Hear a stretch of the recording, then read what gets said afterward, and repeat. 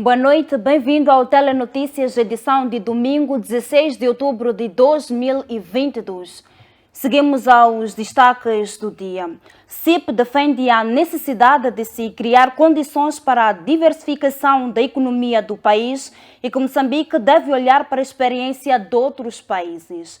De janeiro a outubro, os CFM registraram 60 casos que resultaram em mortes devido ao acidente ferroviário. Após 8 meses de greve, professores universitários nigerianos voltam ao trabalho. Já no desporto, Clube Sporting de Calimane vence Clube Testa África de Chimoio por 81-34. São destaques que marcam esta edição do Telenotícias. Uma vez mais, seja bem-vindo.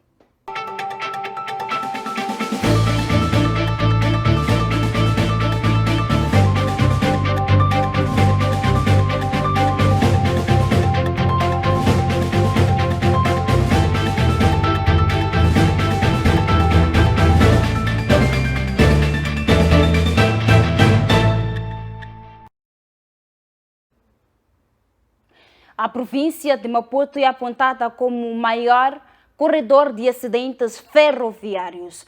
De janeiro até esta parte registraram-se 60 casos de acidentes, dos quais 3 pessoas perderam a vida. A informação foi revelada pelo diretor executivo sul dos CFMs em choque no âmbito da Semana de Segurança Ferroviária.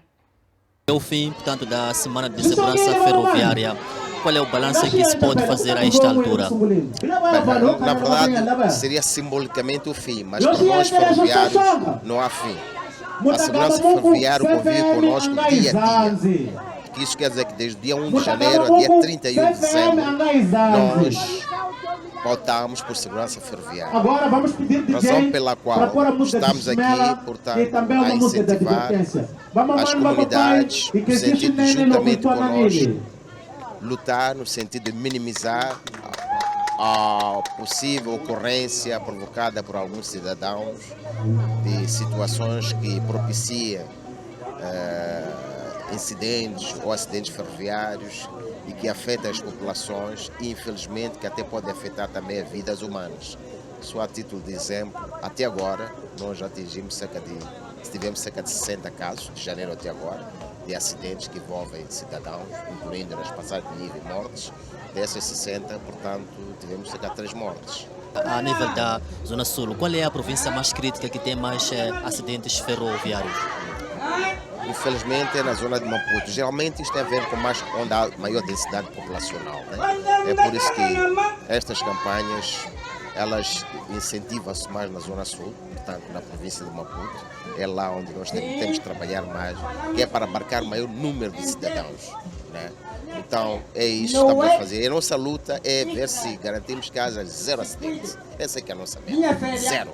Então vamos lutar para isso. Até que continua, portanto, este pedido para as pessoas acatarem essas mensagens que nós deixamos no sentido de preservar os meios que são nossos, no sentido de terem cuidado ao atravessar a linha férrea, no sentido de não pôr lixo na linha férrea, no sentido de não apedrejar os veículos ferroviários, sob o risco não só de danificar, mas também ter vítimas humanas lá. Aqueles não são robotizados meios, são seres humanos que andam com eles, não atingem. Para dizer que esta mensagem, portanto, é mesmo para ficar, que é para as populações, as comunidades nos ajudarem e complementar esse trabalho que nós estamos a fazer de sensibilização ferroviária do dia a dia, desde 1 de janeiro até 31 de dezembro de cada ano. O Centro de Integridade Pública considera que o governo fez menção superficial ao desenvolvimento do país através das receitas do setor extrativo. CIP diz ainda que aspectos de desenvolvimento econômico ainda constituem problema para o país e que há necessidade de se criar condições para a diversificação da economia moçambicana e se olhar para a experiência de outros países. De acordo com a análise, a proposta do Fundo Soberano deixa claro que o desenvolvimento é colocado para o segundo plano, Depois, propõe-se que o financiamento ao desenvolvimento da economia com recurso às receitas provenientes da exploração de recursos naturais seja feito nas mesmas lógicas de gestão de recursos públicos atualmente em vigor, ou seja, através do Orçamento de Estado. O posicionamento da organização deve-se ao fato de a proposta de criação de fundo soberano centrar-se em apenas dois objetivos, nomeadamente a poupança e a estabilização fiscal. Entretanto, o CIP, uma organização da sociedade civil que luta pela transparência na gestão do erário, entende que a priorização da poupança e da estabilização fiscal tem sido uma opção tomada por países considerados desenvolvidos, como é o caso da Noruega e Hong Kong. Baseamos em algumas experiências de alguns países que têm fundos soberanos já consolidados. Estamos a falar da Noruega e Hong Kong, são alguns exemplos. Quando a Noruega e Hong Kong estabeleceram seus fundos soberanos, eles estavam com um PIB per capita de cerca de $20.000. Significa que alguns aspectos de desenvolvimento desses países já tinham sido ultrapassados. Então estavam a começar a perseguir outros aspectos, que é esse de criar poupanças e estabilizar o orçamento. E olhamos também para uma outra experiência, que é um bocadinho similar à condição de Moçambique hoje, que é de Singapura. E hoje a Singapura está com um PIB per capita de cerca de $74.000. Significa que ele conseguiu ultrapassar essas questões de desenvolvimento e hoje pode começar a perseguir a estabilização e poupança com maior ênfase. Centro de Integridade Pública defende igualmente que há necessidade de criar condições para diversificar a economia do país e olhar para experiências de outros países, seguindo aspectos de desenvolvimento. Então, Moçambique tem hoje um PIB per capita de cerca de $571. Não, este PIB per capita é muito baixo, significa que aspectos de desenvolvimento ainda são problema para este país. Aspectos de diversificação da economia para que o país não seja apenas dependente daquilo que é o setor extrativo. Estão lá.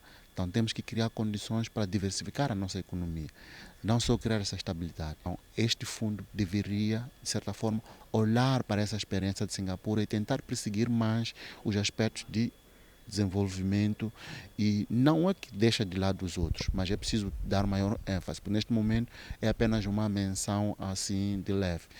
Ademais, o CIP ressalta que é preciso melhorar e dizer os critérios usados na proposta do Fundo Soberano aprovado pela Assembleia da República. E agrava-se a isso ao fato de este desenvolvimento ser com base, vai ser gerido pelo Ministério da Economia e Finanças. Hoje em dia, o desenvolvimento do país é gerido pelo Ministério da Economia e Finanças e há críticas em relação a isso. Desembolsos tardios, falta de canalização, critérios não muito bem estabelecidos, transparência nessa gestão. Então, se o Fundo Soberano viesse criar essa entidade independente que pudesse fazer a gestão do desenvolvimento através dos recursos extrativos, seria uma mais-valia. O documento, composto por 38 artigos, aponta que as receitas do Fundo Soberano serão provenientes, primeiro, da produção de gás natural liquefeito das áreas 1 e 4 offshore da bacia de Rovuma e futuros projetos de desenvolvimento e produção de petróleo e gás natural, e segundo, do retorno dos investimentos das receitas da instituição. O primeiro depósito poderá ser feito com recurso às receitas da produção de gás natural no projeto da Área 4 da Bacia do Rovuma, cuja produção iniciou neste mês. Saímos para a província de Inhambane, onde os agricultores da Baixa de Macuamene, na Machixe, queixam-se da falta de inseticidas para combater as pragas que estão a destruir as suas hortas. Este é o cinturão verde da cidade da Machixe. Trata-se da Baixa de Macuamene. São cerca de 2.700 agricultores que trabalham com a terra neste lugar para garantir produtos hortícolas em diversos mercados da urbe. Neste momento, a Baixa debate-se com a seca e não só. Também as pragas vêm fazer das suas. A maior dificuldade que é enfrentada por aqueles agricultores é a falta de inseticida, porque os preços não são nada agradáveis. Tempo da seca tem havido pequenas dificuldades devido às pragas de traça de couve. Então, estamos a tentar combater, embora com dificuldades, não dificuldades, mas mesmo o Conselho Municipal tem nos apoiado, além de apoio, nós, por nós próprios, compramos herbicidas, quer dizer, compramos drogas nas lojas. A Baixa de Macuamene produz todo tipo de hortícola, mas por se debater com a seca, o foco agora é da produção do repolho. Segundo o responsável dos agricultores, no que diz respeito ao repolho, há estoque suficiente para abastecer todos os mercados da urbe. Aqui, nesta Baixa, produz um pouco de tudo, mas a nossa bandeira aqui na Baixa de Macuamene, estamos baseada na produção de repolho, muito mais no repolho. Sim. De segundas e quintas-feiras tem havido mais carros, então que vai abastecer o mercado do Supeto. Nós aqui na Baixa seguramos aqui o mercado do Supeto. Então, mas isso no que diz respeito à horta não tem problema. Só podemos ter problemas em questões de batata, mas quando a gente lança batata também confere aqui. A Baixa de Macuamene, a cada 3 meses, consegue produzir cerca de 15 toneladas de repolho. De Inhambane, seguimos a outras notícias ainda na atualidade nacional. Momento agora de olharmos para a região centro do país. Os moradores do bairro Namunho, na cidade de Quelimane, estão agastados por estarem há 7 meses sem água potável. Há bastante tempo que o precioso líquido não jorra nas torneiras dos moradores do bairro de Nhamunho, na cidade de Quelimane, na província da Zambésia. Por conta desta situação, os residentes são obrigados a percorrer grande distância à procura da água. Há muita carência de água. É normal sair às 5 até 7, 8. A água já parou, mas não sai com muita frequência. Temos ficado 2 dias sem água, 2 ou 3 dias sem água e temos que atravessar. Nós cartamos daquele outro lado, na outra margem ou não. Atravessamos a ponte mesmo metálica para a outra margem, que é o bairro Novo. Então temos tido dificuldades de água. O problema de água também existe. Os tubos, outro tubo passou daquele lado e o outro tubo passou ali assim. Então nós que estamos aqui no meio, estamos a arrascar como arrastarmos água para aqui no meio, né? É dificuldade de água. Temos uma fontenária pública do outro lado, aqui bem perto depois da estrada, mas também já parou, já não sai água. Já estamos há 7 meses que a fontenária pública não sai água. Às vezes tiramos naquele bairro de lance no poço, às vezes tranca mesmo, ficar uma semana sem sair. Em entrevista, Artenísio Joaquim, morador do bairro de Namunho há tempo, também sofre bastante para obter o precioso líquido e recorre à água do poço que periga a saúde pública da população, mas sem solução pede a quem de direito para a resolução do problema. Nós recorremos a uma distância daqui ao pé do mercadinho do Namunho. Caso não, consumimos água do poço, uma vez que nós temos crianças nem para banho com esse nosso sal, nós passamos muito mal de areias. Nós pedimos FIPAC se há possibilidades de nos arranjar uma forma condigna com que nós possamos ter água. A recomendação que eu deixo é de que o governo tem de reparar acerca dessa situação, né? Pelo menos colocar um tubo grande nessa estrada para podermos nós também que estamos aqui conseguirmos esse tipo de situação. Nós, como população do bairro, pedimos a quem é de direito, então, para que possa nos ajudar, de modo a ultrapassarmos essa dificuldade. Importa referir que o bairro de Namunho, a falta de água está com barbas brancas. A nossa equipe de reportagem da FTV promete trazer o pronunciamento de gestores da FIPAG para saber qual é a origem da problemática. Mendes Mundai, cidade de Quelimane. Autoridades de saúde alertam para o risco de doenças nesta época do verão. Para este período, os especialistas recomendam o não consumo de bebidas alcoólicas e outras drogas. O verão chegou, uma estação de ano que combina com praia e sol, mas também com algumas doenças comuns nesta época do ano em que as doenças oculares de pele aparecem mais. Para minimizar este fenômeno, as autoridades de saúde recomendam o consumo excessivo de água, sobretudo idosos e crianças, a camada mais vulnerável. Existem recomendações que é preciso aqui deixar tanto para pacientes como a população no geral. A primeira recomendação é a hidratação. É preciso hidratarmos todos. Temos que consumir preferencialmente água.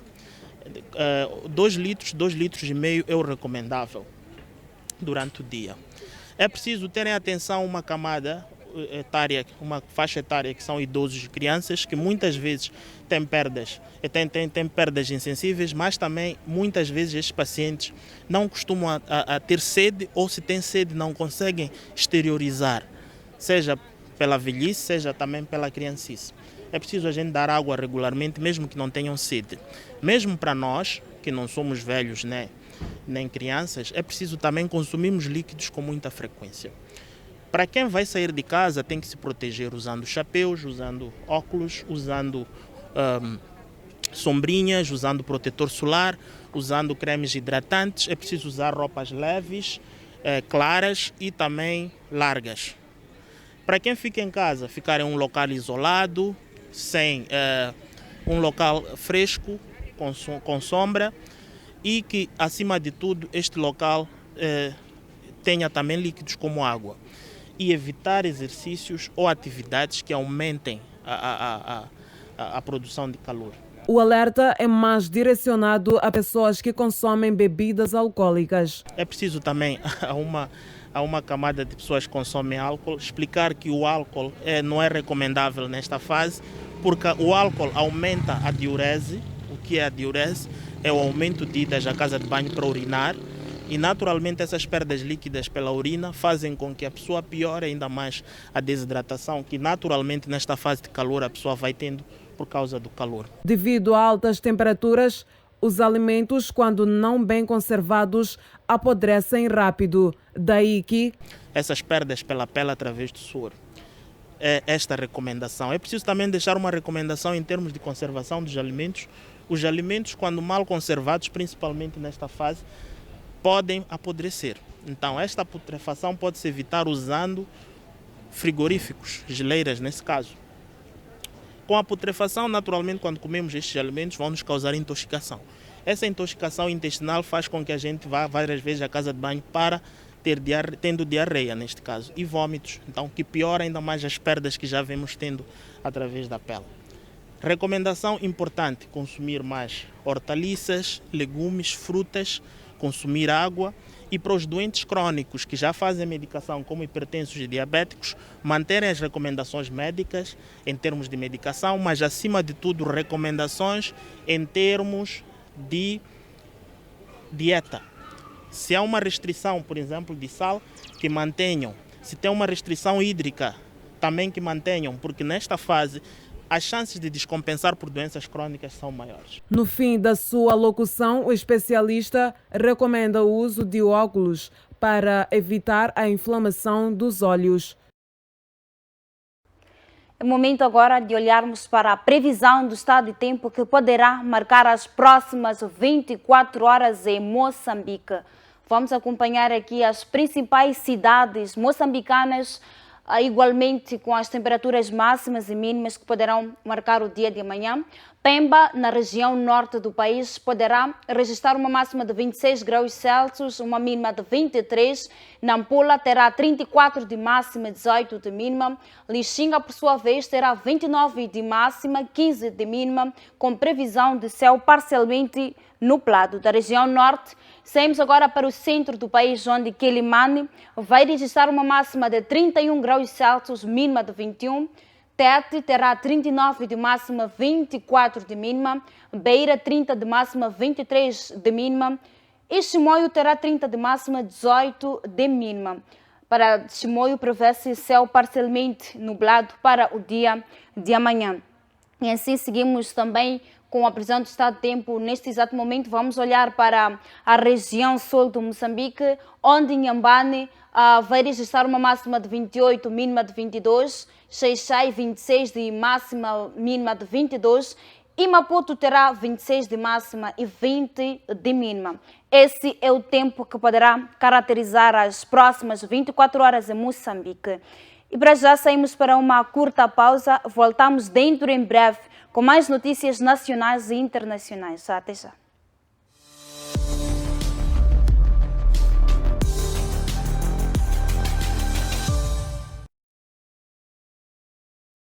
Diga não ao cancro da mama. Olá, mulheres. O cancro de mama é uma realidade. Eu tive. Se você fizer o autoexame regularmente e descobrir um caroço, é só correr para uma unidade sanitária mais próxima, fazer todos os exames. Lembre-se, quanto mais cedo a gente descobrir, maior são as possibilidades da gente vencer. Toque, toque, toca. Pode salvar a tua vida.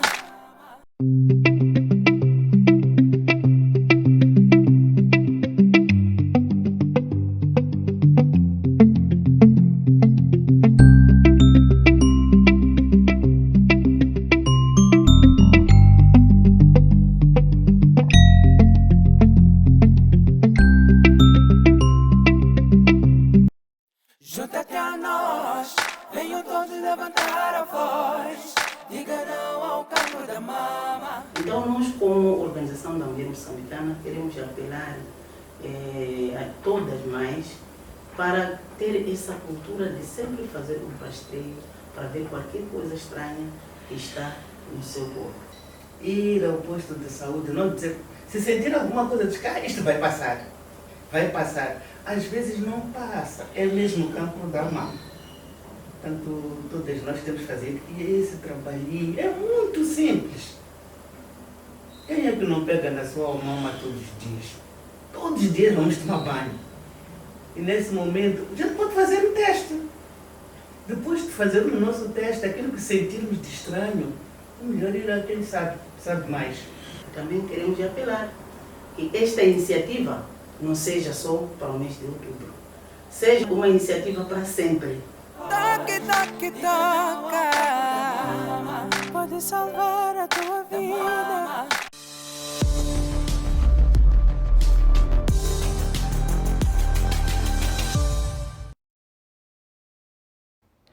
Estamos de volta à segunda parte do Telenotícias. Uma vez mais, seja bem-vindo. É momento agora de olharmos para as notícias internacionais. Uma greve de professores universitários na Nigéria, que fechou universidades estatais por 8 meses, foi cancelada na sexta-feira após uma decisão judicial e a intervenção de figuras importantes, incluindo o presidente do parlamento. Professores universitários nigerianos voltam ao trabalho após 8 meses de greve. Os líderes sindicais dizem que as suas demandas por salários, bem-estar e instalações em ruínas não foram atendidas, mas os alunos estão felizes por voltarem às salas de aulas. A última greve foi a segunda mais longa da Academic Staff Union of University e os membros do sindicato dizem que as suas demandas ainda não foram atendidas. A Nigéria enfrenta muitos desafios, incluindo crescente insegurança e queda nas receitas do petróleo, bem como altos pagamentos de dívidas, moeda nacional fraca, inflação e alto desemprego. Essas questões estarão em foco quando os nigerianos forem às urnas em fevereiro para eleger o sucessor do presidente Muhammadu Buhari, que deixará o cargo após 2 mandatos. Cerca de 500 pessoas morreram, mais de 1.500 ficaram feridas e mais de 1,4 milhões ficaram desalojadas na Nigéria devido a intensas chuvas e consequentes inundações. De acordo com as autoridades locais, a Nigéria enfrenta as piores inundações da última década. Cerca de 500 pessoas morreram, mais de 1.500 ficaram feridas e mais de 1,4 milhões ficaram desalojados devido a intensas chuvas e consequentes inundações.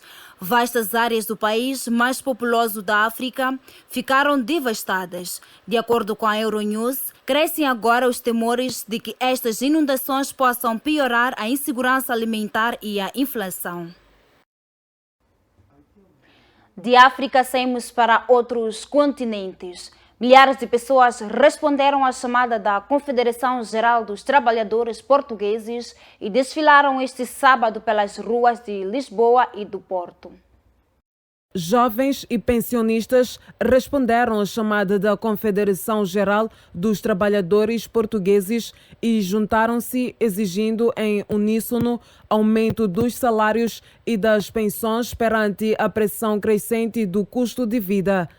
Também exigiram um teto máximo para os preços dos bens e serviços essenciais ou a aplicação de um imposto sobre os lucros colossais das grandes empresas.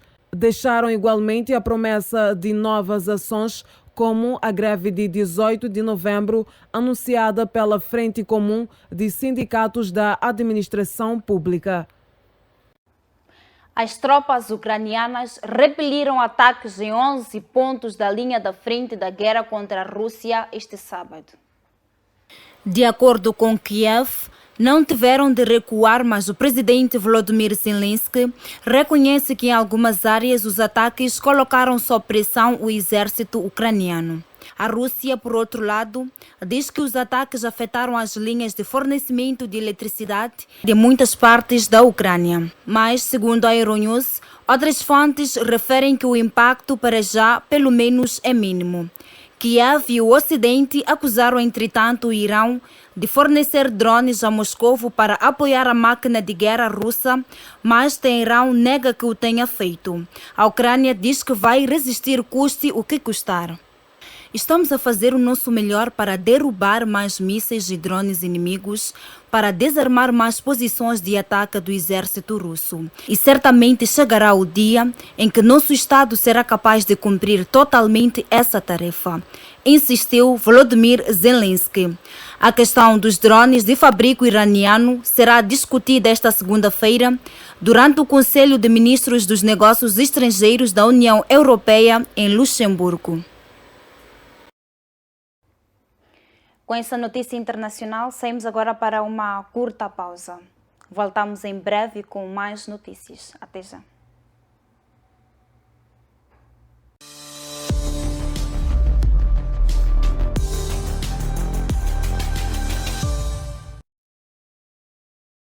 Diga não ao cancro da mama.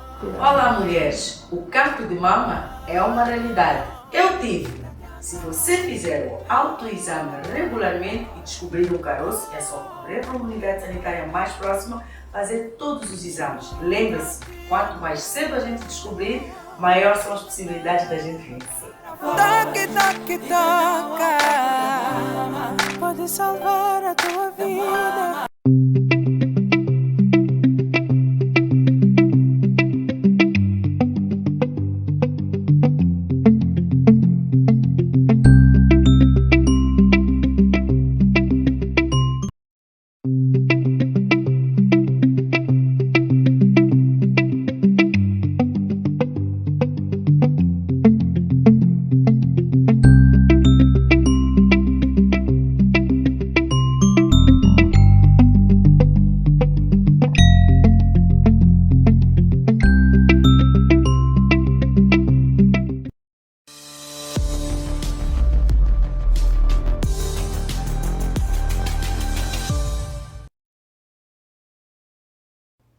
Esta é a terceira e última parte do Telenotícias. É momento de olharmos para a página desportiva. O Clube Sporting de Quelimane venceu neste sábado o Clube Testa África de Chimoio por 81-34.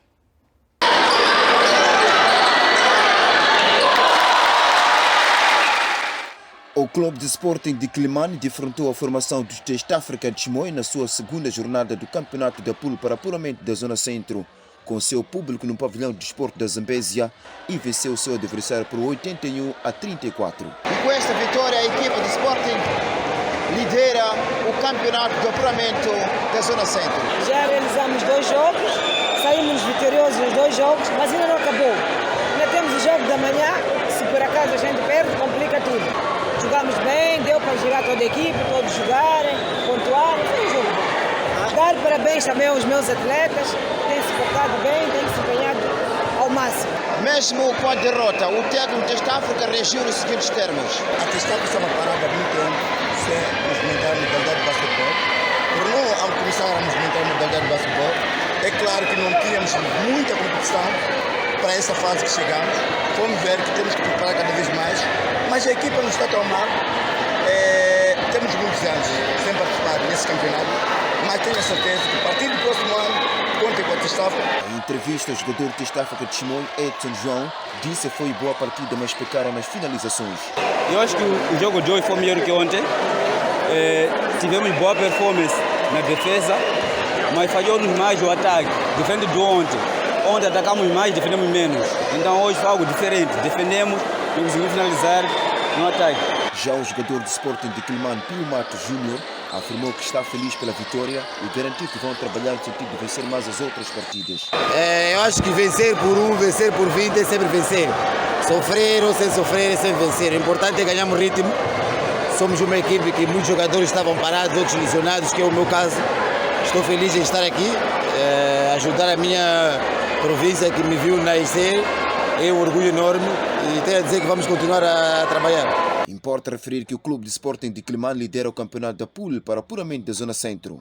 A partir da província da Zambésia, as imagens são de Lino Pedro, Mendes Mundai, FTV. Ainda sobre o desporto, o Clube Desportivo Municipal da Beira venceu o Clube Instituto Superior Politécnico de Tete neste sábado. O Clube Desportivo Municipal da Beira defrontou a formação do Instituto Superior Politécnico de Tete na sua segunda jornada do Campeonato da Pool para apuramento da Zona Centro, com vários adeptos no pavilhão de desporto da Zambésia, e venceu o seu adversário por 77-41. Em entrevista, Miquel Takdir, o técnico do Clube Desportivo Municipal da Beira, avaliou o positivo resultado. É uma leitura positiva. Hoje a equipa tem um jogo difícil também, a equipa Tete não é uma equipa fraca, então abordamos de uma forma séria e o resultado foi aquilo que se viu. Em termos de perspectivas para os próximos jogos, a ideia é chegar ao Nacional. Estamos prontos para isso. Há de ser difícil porque ontem tivemos uma derrota, então nessas competições, se perde o primeiro jogo, fica muito difícil abordar aquilo que é o objetivo, né? Que é o Campeonato Nacional, mas é esperar só agora. Se formos ao Campeonato Nacional será muito bom, a equipa está preparada para isso. Já o técnico do Instituto Superior Politécnico de Tete começou por parabenizar a sua rapaziada, mesmo pela derrota, e garantiu trabalhar no sentido de vencer Sporting de Quilimane. Primeiro dar parabéns aos meus meninos que jogaram, entraram bem no campo, depois acabaram se perdendo. Como diz, ganhamos ontem, perdemos hoje, erramos mais hoje, o adversário tirou o partido, tirou a vantagem dos nossos erros e acabou ganhando o jogo. Vamos nos preparar amanhã para defrontar o Sport de Quilimane. Faremos uma surpresa, vamos trazer uma surpresa no sentido de resultados positivos. O nosso objetivo é ganhar, queríamos qualificar, com essa perca podemos ter alguma situação na nossa qualificação já comprometida, mas amanhã veremos outra abordagem do jogo para vencer o Sport de Quilimane, porque não será fácil. Importa referir que o Clube Desportivo Municipal da Beira encontra-se na segunda posição com esta vitória no Campeonato da Pool para apuramento da Zona Centro. As imagens são de Lino Pedro, Mendes Mundai, FTV, cidade de Quilimane. Do desporto, saímos para a cultura. O presidente da Federação Moçambicana de Hotelaria e Turismo, José da Cunha, fez saber durante o último dia da Feira Internacional de Turismo FICANE 2022 que o secretário-geral da Organização Mundial de Turismo prometeu apoiar o governo durante a etapa de revitalização do turismo, que tem como objetivo o desenvolvimento da economia nacional.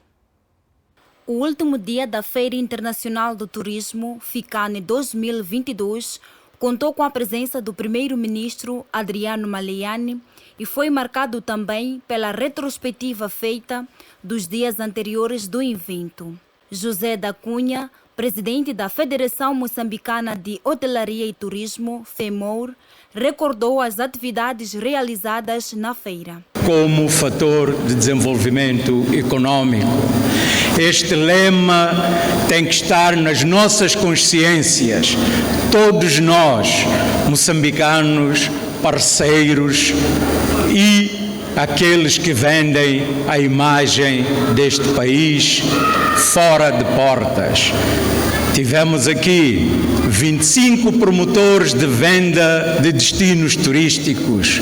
Estes que fizeram bolsas de contactos diretas com os representantes do potencial turístico deste país belo e o melhor da pérola do Índico. Levando em conta os anos que o turismo moçambicano esteve inativo devido à pandemia da Covid-19 e, por consequência, o desenvolvimento baixo da economia, da Cunha apela a todos os fazedores da cultura para que envidem esforços no sentido de alcançar maior produtividade. Mas neste processo de revitalização, não é só a promoção, não é só entrarmos para o mercado com aquilo que é o potencial que o país tem. Também nas nossas consciências tem que haver uma revitalização e mudança de pensamento, tanto no setor privado como no setor público, não defraudando todos aqueles que vão, a partir de hoje, porque hoje é que iniciamos este processo, visitar Moçambique, a sua cultura, gastronomia e tudo bom. Sua Excelência, Senhor Primeiro-Ministro, Moçambique esteve exposto ao mundo. Várias personalidades interviram sobre o nosso FICAN.